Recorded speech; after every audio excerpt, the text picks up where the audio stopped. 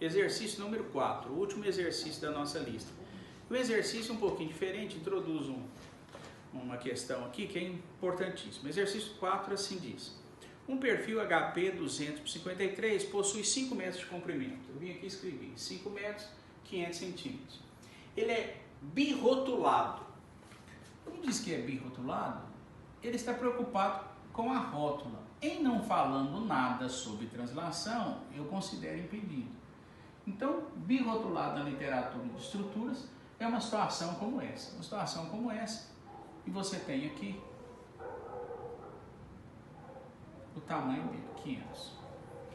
Pois bem, o aço é o A572 graus 50, o FY é esse. Calcule as resistências de projeto para as seguintes situações. Eu já coloquei aqui o raio de giração, então vamos lá. Situação A. Há contenção lateral impedindo a flambagem em torno do eixo de menor resistência. Veja bem que poderia estar escrito assim: há contenção lateral impedindo flambagem na direção de Y, é uma coisa, ou na direção de X, é outra, mas está falando em torno do eixo de menor resistência. E B, não há contenção lateral nenhuma em nenhum dos eixos. Pois bem, vamos entender aqui. Eis uma seção transversal. Cortei aqui e estou olhando o perfil.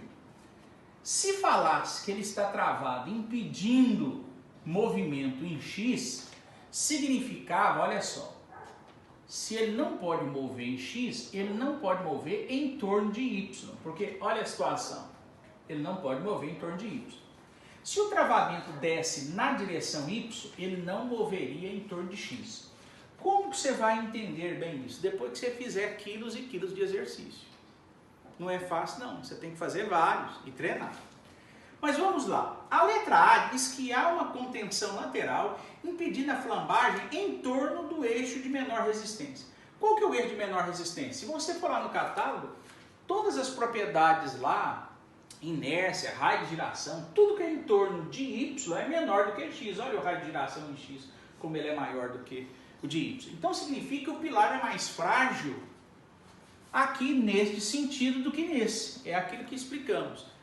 Esta folha que eu tenho aqui, se eu imaginar que é um pilar, ela é mais frágil neste sentido, que é em torno de Y, do que nesse, que é em torno de X.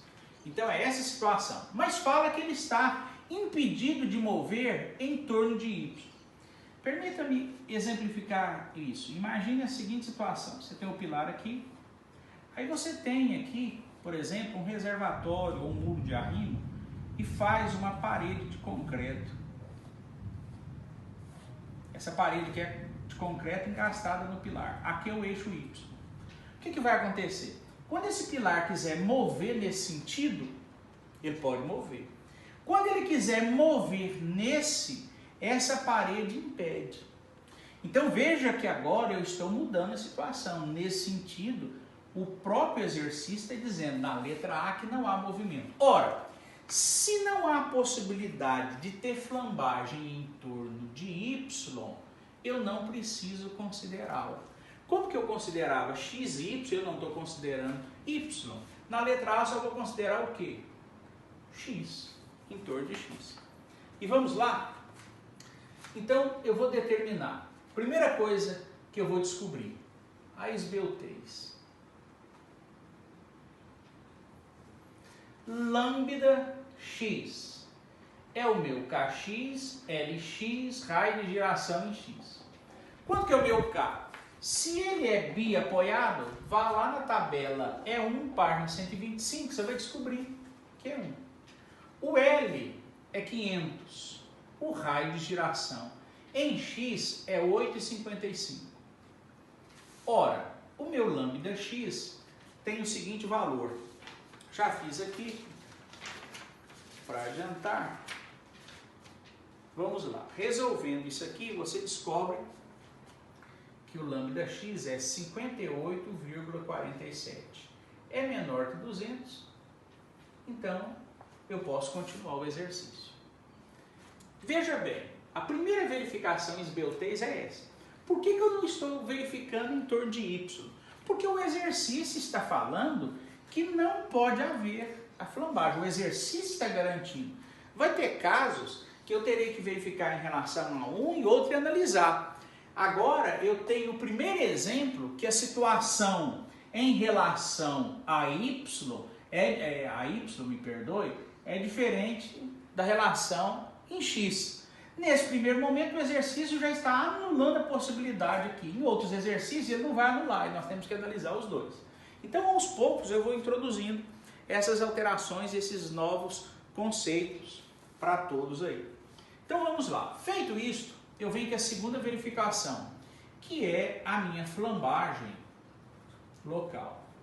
A respeito de flambagem local, o Q vale 1 por enquanto, porque ainda não estudamos. Isso faremos logo após esse vídeo. E a terceira verificação é determinar o fator de redução. Fator de redução. Qual o fator de redução que eu vou determinar aqui? Eu vou determinar o x. E para determinar o x, eu preciso do lambda. Do exercício anterior, para esse FY, considerando o Q igual a 1, eu sei que é 0,0132 vezes KL sobre raio de giração. Ora, tendo isso, eu venho aqui e entro com a única esbeltez que eu tenho no exercício, porque em relação a y, em torno do eixo y, não há possibilidade de flambagem. Resolvendo isso aqui, nós vamos encontrar 0,7719. Como que isso é menor que 1,5? Ou eu analiso baseado na tabela 4 da página 45, eu vou na página 44 e jogo no x é igual a 0,658 elevado a lambda 0 ao quadrado. Quando eu resolvi isso, eu encontrei 0,780. Agora, vou determinar o valor da força. Força resistente.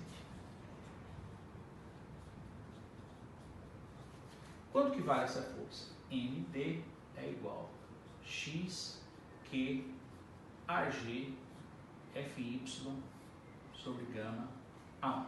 Vamos ser mais práticos aqui. X é 0,780. Esse aqui vale 1. O AG é 68,1. O FY é 34,5. E o gama 1 é 1,10.